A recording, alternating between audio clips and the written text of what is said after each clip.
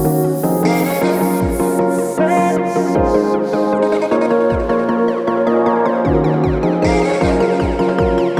you guys, it's your girl Tititaughtyou and welcome back to my channel. Now, as you can tell by the title of the vlog, we're going to be talking about getting my eyes dilated. You guys, we wear glasses now.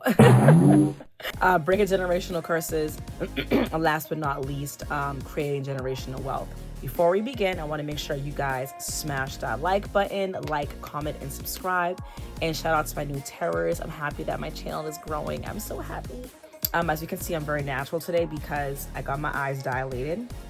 I went to the eye doctors today, you guys, and I knew this day would come. I had a feeling that I would end up being another person in my family to wear glasses.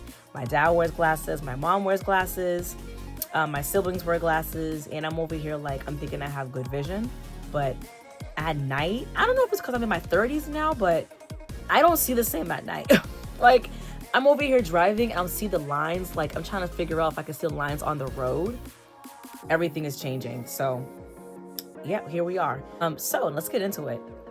Today I decided to get this tea packet from Trader Joe's. It is the organic Earl Grey tea, and I believe it has bergamot in it. It smells amazing, so we're gonna have that today. There we go. Yeah, like I can smell it right here.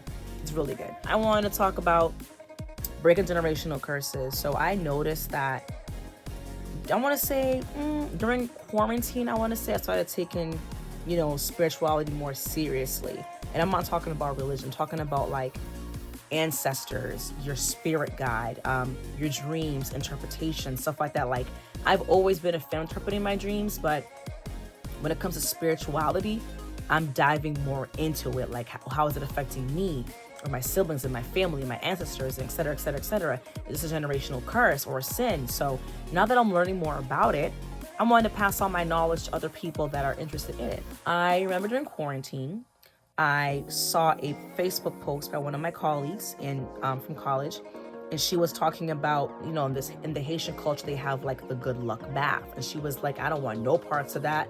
I'm breaking my own generational curses and sins. So I saw the Facebook post and I was reading the comments. There was like, I'm not even kidding, it was like 200 comments. I'm not even kidding. A lot of people were commenting about it, and they were Haitian or Caribbean. And they were chiming in about how when they were younger, they took this so-called good luck bath. So I told her, I think I did this ritual too when I was a kid by my parents. So I'm over here like trying to dive into it. I'm like, that is like it's witchcraft or something? And she was like, yeah, it's black magic. And I'm over here like, yo, how does that affect me? Is the reason why I'm having guy problems or jobs or can't keep a job? Like, I'm trying to like dissect how is that affecting me in my life, because it was witchcraft. But I don't think my parents were aware as to what they were doing, because in the Haitian culture, Haitian folklore, they're thinking it's a good luck to bring wealth and stuff like that. And I remember during quarantine, my mother wanted me to take a good luck bath, and I was like, no. I was not with it. Something in my spirit told me that I shouldn't do it. All right, let's taste this tea before it gets cold. I like it. I should add honey, but yeah, it's still good. He said, here, read this book. And I was like, did you read this book? Like, how is it? Like, did it work for you? And she was like, girl, this book is so good. It's by John Eckhart.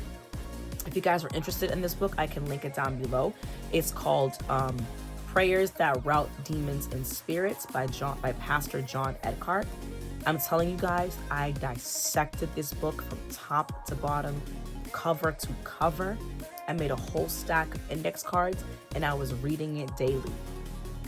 Like it was homework, my tarea. Excuse me. I broke it down into sections: money and wealth, breaking financial, money and wealth, breaking financial blockages and pains, breaking generational curses and sins, rebuking negativity or bad spirits, removal of bad spirits and demons, and increasing love, prosperity, family, wealth, stuff like that.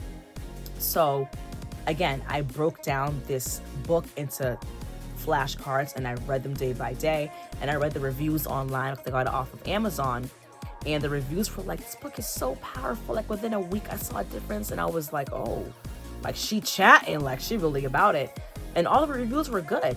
So I decided to, test it on my own. I read the prayers, and it was full of prayers, scriptures, breaking down what this means, or if you experience this, what you can do to cast out the spirit, or if you need clarity on something. It was just beautifully written. I took the book, and after I dissected it, I read it for 3 months, the cards, after I finished the book. The book was like 80 pages, 60 pages.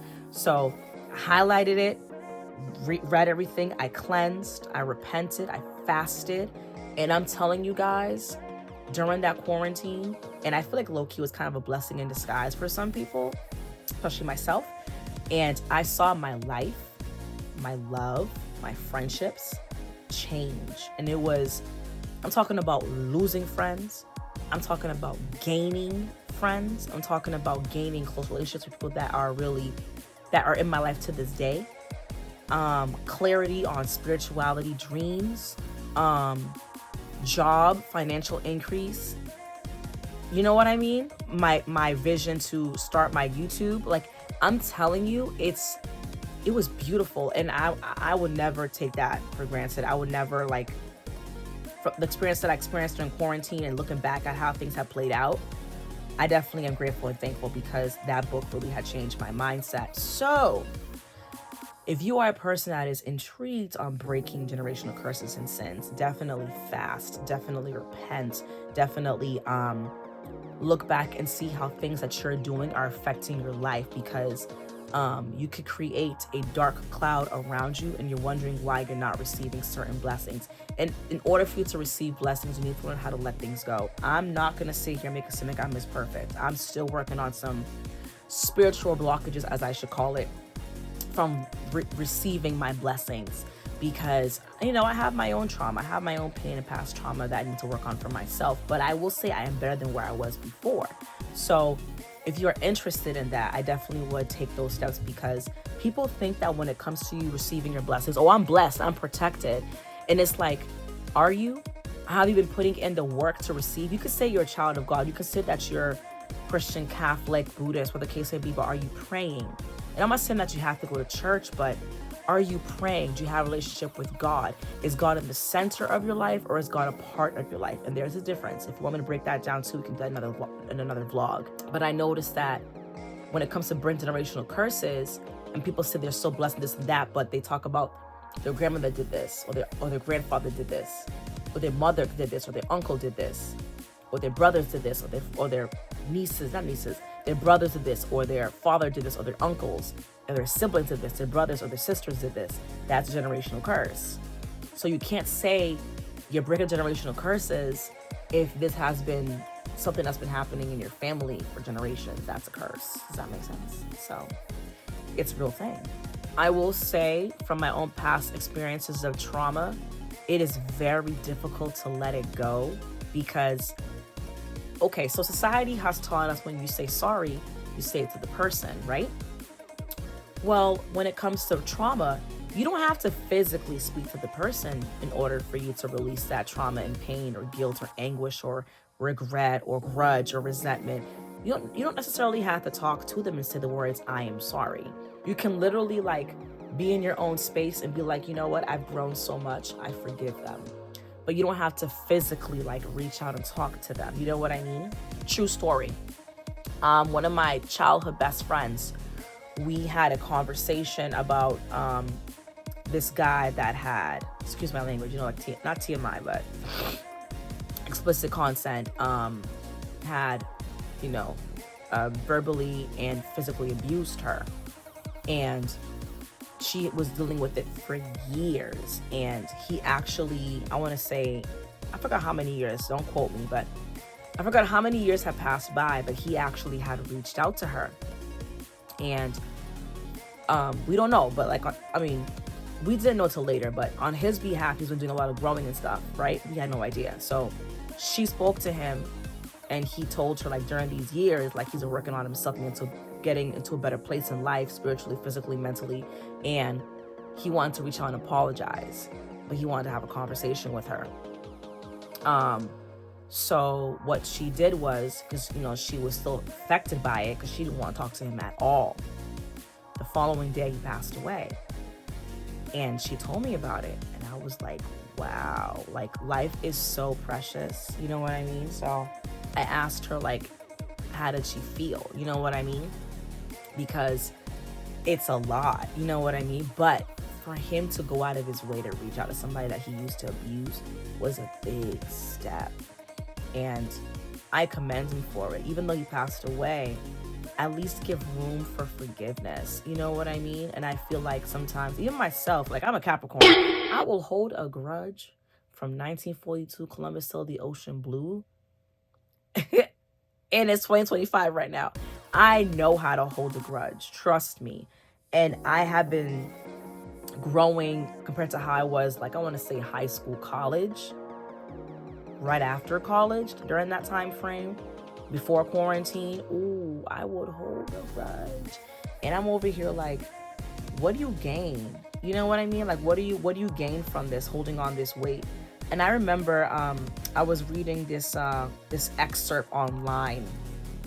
I'm trying to remember where I seen this online, but I think it was like actually I lied. It was a video that I stumbled upon on Instagram. It was an Instagram reel talking about holding grudges and how to let that pain go, or let that trauma go. It was talking about a man, two monks that were from a temple. I'm pretty sure y'all heard about this story, but these two monks in a temple, they never come down the village. I guess it was a storm, and if I'm telling the story wrong, please don't shoot the messengers, hear me out. It was a storm, and I guess they went down the river, and they were helping this elderly woman cross the river. And one monk, he was like, you can't help her because they're not allowed to like engage with the village people. But the monk simply like crossed her over the river, right? That's because she needed help to cross over. She's an elderly woman. So he wondered why the monk even helped her at all. 2 years go by, and I guess later on he asked the monk, like, why did you help that old lady? And the other monk that helped her replied and said, I helped her cross the river in 2 minutes, and you held this thought for 2 years. And I was like, wow. A word, a thought, a message. And it's deep, because now I think about it, I applied it to myself, and I'm like, man, I've had guys do me greasy. I've had friendships do me greasy. Even when you were expecting better from them, and you know I wouldn't move that way with you. It's like, wow, out of all the ways you could have moved, you chose that way. You know what I mean? I will hold it because I have abandonment trauma. So I have been working on that. You know what I mean? And it's because of my parents. So I'm over here like, when I lose friendships, I take it close to heart. Like when you do me greasy or you do me filthy, I take it real personal, because it's like, I would never do that to you. I would expect you to not do that in return. So as I got older, my friends have taught me that stop expecting things from people. The least you expect from them, the more satisfied you are and more at peace you are on your behalf. And that is nature. I think it's very crazy and very interesting how, like, I look back at things that I tolerated in the past when it comes to friendships, and I would always give grace and room for growth. But sometimes it's like when people show you their true colors, accept it and just let it go. With that being said, for me to understand this on my own, it's still affecting me in the long run in friendships and relationships with family members, and I'm trying to be in that space to let go. It's just not easy. So I told myself, if I cannot let this go, you're not going to receive blessings. Now, I'm not saying that you have to be cool with that uncle you don't like, or aunt you don't like, or cousin you don't get along with, or sibling you don't get along with. I'm not saying that. It's just that sometimes it's better for you to isolate yourself and work on your healing, and to spiritually say that you forgive them and leave it at that and give them their space, because people really can be stuck in their ways. You know what I mean? You can literally tell somebody, like, I'll make up an example. Let's say that you were experiencing childhood neglect from your parents. They never showed you love at home, but it's because when they were children from their parents, your grandparents, they never showed them love and affection in the household. You know what I mean? You're trying to parent your parents, you know what I mean? Which we should talk about in another vlog for TT Taught You. With that being said, parenting your parents is real. So now you're trying to parent your parents to express and show love and affection and emotion, but they have difficulty doing that. And you're literally fighting at your parents, letting them know, like, love me, you know, look out for me, feel me, try to show some kind of emotion. And they're like, I bought you a car. I put you in school. I put you in college. I got you a loan. I bought you a dog. You know what I mean? Like, they think physical things are love. You know what I mean? But love is more than just you paying for my graduation party because I was in college, or you buy me a car when I turned sweet 16. It's about how when I needed you the most, I wanted you to be there. Like if I just got surgery done, I want to wake up my eyes and see my mother by my side or my father by my side. You see what I'm saying? That's love, where you got a hole in your shoe and I don't know, I'm just making up stuff, but you got a hole in your shoe and you come from a very poor background, and your parents will get the shoes off their feet to walk barefoot. You see what I'm saying? Like stuff like that. That's love. You know what I mean? With our parents or even family members or friendships, they feel like they've done so much for you, so they don't owe you anything. But when you try to express to them how you feel about how they've done you wrong, they don't want to hear it. It's like a wall. And sometimes you have to let them be so they can figure it out on their own to understand, why does Keisha feel that way? Why does Tina feel that way? Why does Ashley feel that way? You know what I mean? Because you can literally try to beat it through somebody's head, and if they don't want to open their eyes to what you're trying to have them understand, they're not going to understand they're not going to understand your feelings. Does that make sense? So that's really important. I don't want to focus too much on trauma. I just want people to understand that when you procreate with a partner and you have children, your kids will reap what you sow. Your kids will receive your trauma, and now it's a generational curse. And now it's being passed down from you to your kids, to your grandchildren, to your great-grandchildren. So we need to, the millennials, the millennials and the 90s babies, the 80s babies, it is our job to break this, because if we don't, it's going to get worse. It's going to get passed on. And I feel like, again, I'm not perfect as to where I want to be mentally or spiritually, but I have come a long way. However, there are some things I'm still working on from my past to make sure I'm receiving the blessings that I know that I deserve. Because if I don't let it go, I will probably be trapped in Boston forever, or I will be repeating that same cycle with men. You see what I'm saying? Attracting the same ain't-ish dudes over and over and over again, or the neglect, the trauma I got from that best friend I had how many years ago. The next time I have a new friendship, I won't be able to blossom with them because I'm still holding that grudge in my heart because of what the previous best friend did how many years ago.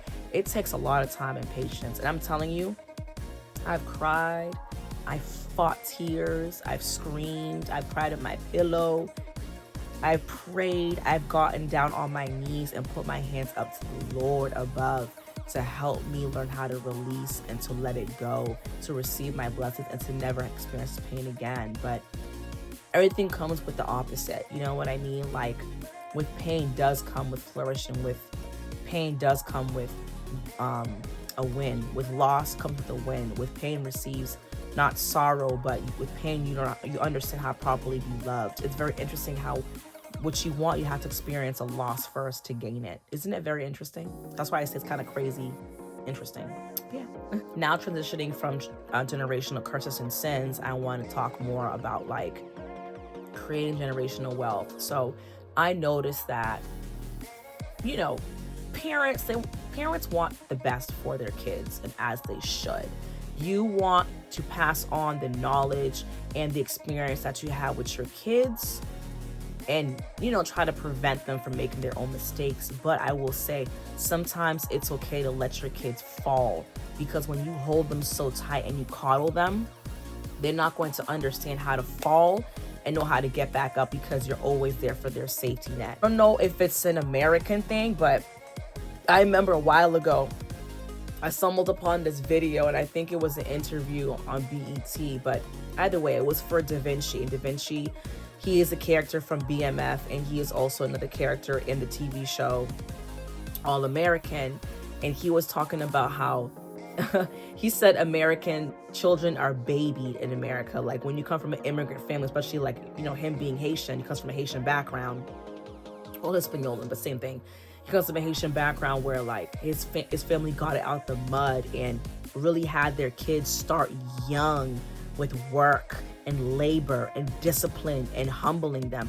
Not saying that American kids can't experience this, but when you come from an immigrant background, it's more of a heavy responsibility. And I can relate to that 100% because I remember when I was legit 4 or 5 years old, my mom and my grandmother would have me stand by the kitchen sink cleaning chicken and learning how to clean chicken at such a young age.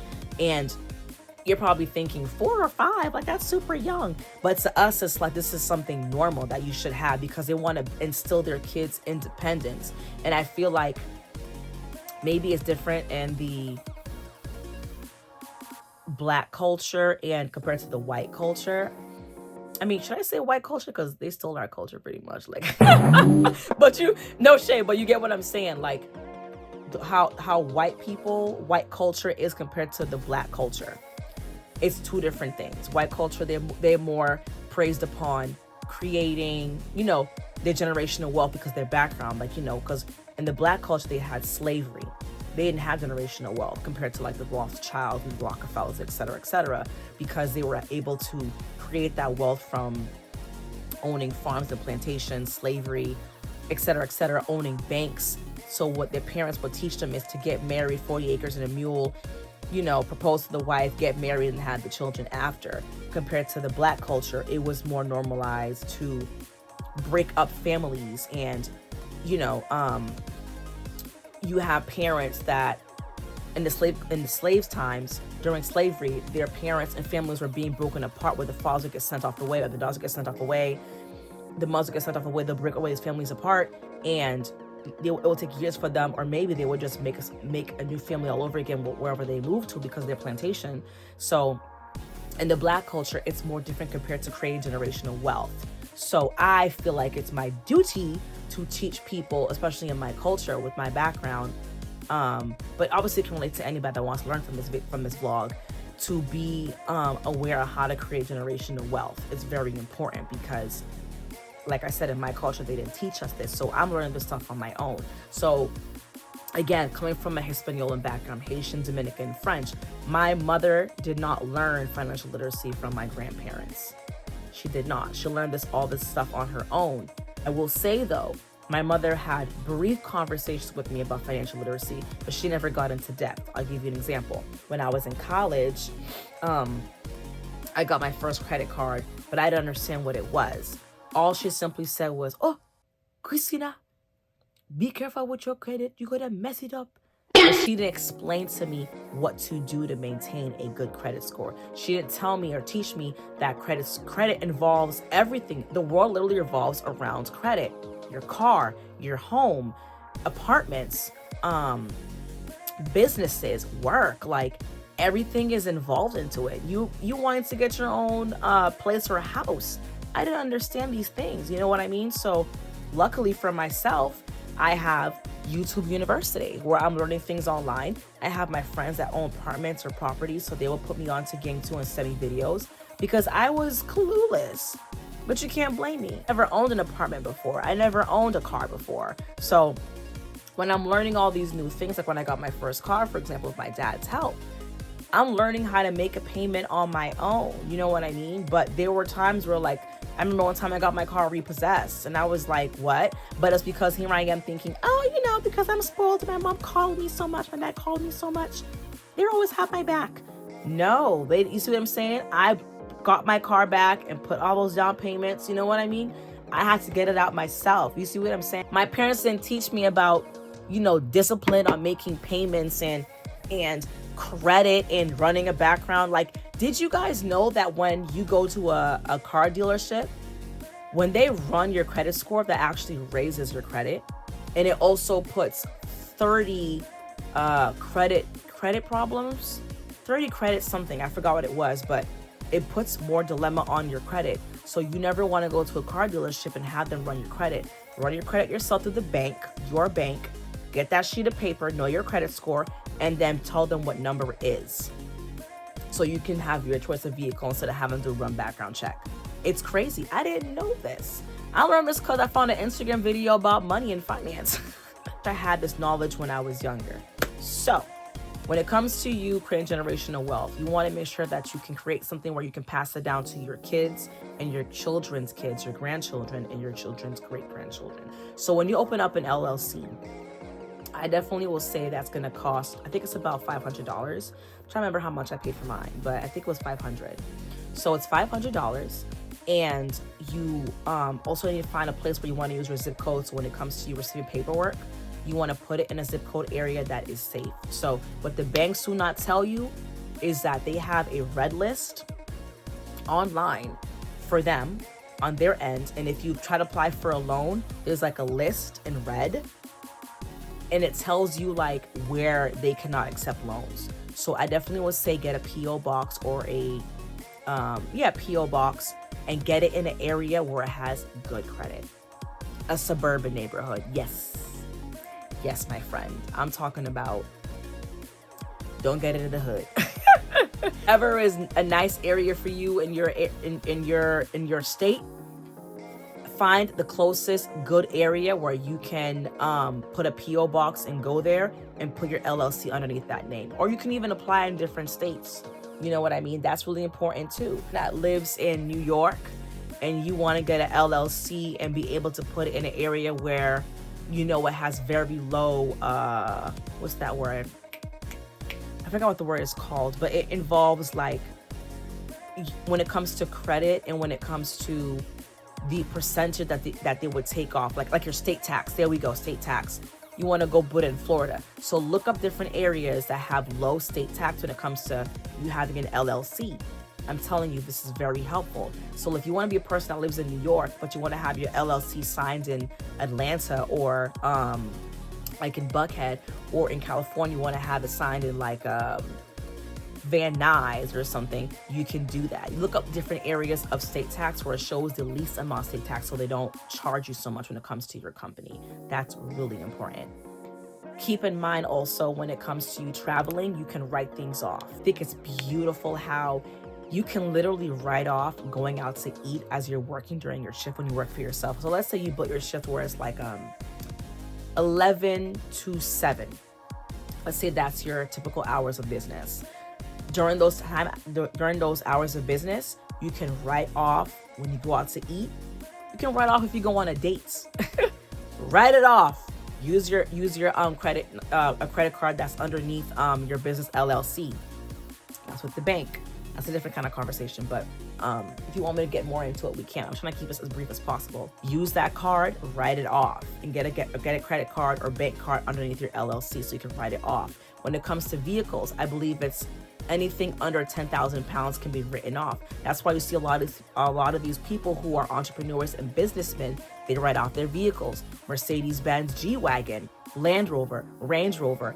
Yo, I'm telling you, the options, mind blown, limitless. So I plan to get another vehicle, and my goal is to write it off and put it under my LLC. Now, I don't want to do that quite yet because I want to hit a certain tax bracket so I can make more money and they don't tax you. It's beautiful. Like it's crazy how like there's so many ways that you can really make money and save money, but they didn't teach us this in school. Like financial literacy is super important. And I just feel like, yo, like if I had this knowledge and they taught us this in school, I would have learned. Like, did you know literally what you can do is when you have children, open up a bank account for them and a credit card. Use their credit card and put an automatic payment on it so you can pay for something, right? Do this for 18 years. Your child will have an 800 credit score by the time they turn 18 years old and graduate from high school. That simple. I'm sorry, y'all, I have a hole in my favorite cardigan. I love it still. Now I see why, like, you see other families, especially in the Black culture, they're opening up credit cards underneath their children's names, and they're messing up their kid's credit card. So now when the child gets older, you mess up your child's credit. You know what I mean? It's so sad. It's just like, bro, all you have to do is pay their payments on time, but you want to open up a credit card under your child's name, and now you mess up their credit, and now they're stuck trying to figure it out because they're trying to get an apartment, but they can't. They're trying to get a car with you, but they can't. Like, and now your credit is messed up too because you used their credit because your credit was messed up already. Like, that's going backwards. It's a lot. And I just feel like if we had this knowledge taught to us in schools, there'll be more kids out here flourishing and getting their own place. Like, it's actually a good thing for you to buy your own place at 18 years old, because when that housing goes up for you, you're making more money because you own it for a longer period of time. There's so much more that I can say, but I don't want to like overwhelm you guys with all this information. We have reached the end of our vlog. Let me know what you guys think of this conversation. I feel like it was a lot to digest, from generational wealth, creating generational wealth, or breaking generational curses and sins. You know what I mean? Like, it's a lot. So let me know what you guys think of this vlog. I hope you guys enjoyed your week, and I'll see you guys next week. Take care, you guys. Bye.